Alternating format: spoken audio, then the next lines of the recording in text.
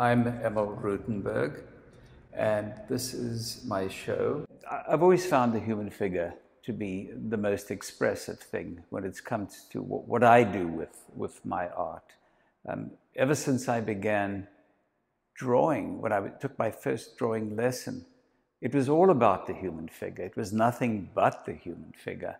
And that hasn't left. It's remained on. It's only become, frankly, more interesting for me as time has gone on, as I've discovered new avenues and paths to render all of these concepts. So I do use three media. I use sketching, I use painting. So the sketching is usually a very quick thing for me, and often I find my best results come from my instincts.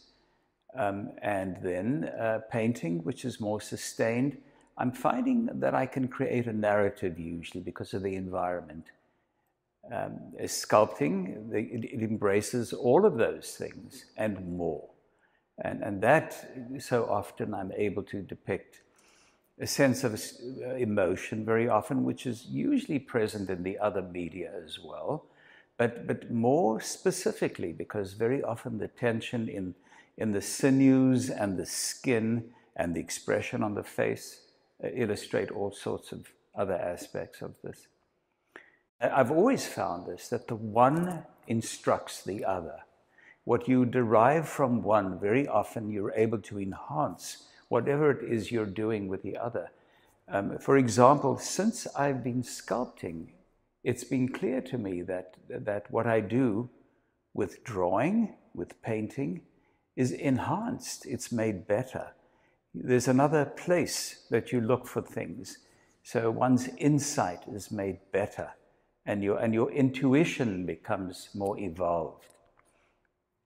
If it's possible for somebody to look at my work and have their concept of, or their expectations extended, taken to another place, then I've achieved something wonderful. Because in part, there's a little bit of education that has gone on, but most of all, people will leave that and remember what it is they've seen that's, at that point, made them see more than what they began with when they looked at something.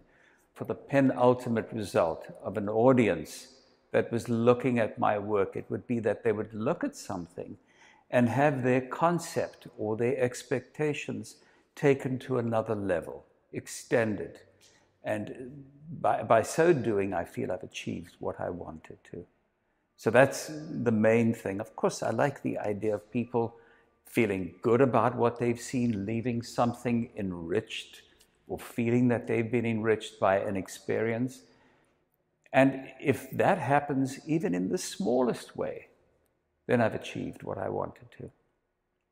Well, I suppose since I've embarked upon the journey of making painting and sculpting and sketching what I plan to do for the rest of my life, I feel that, my life, quite frankly, has been enriched dramatically.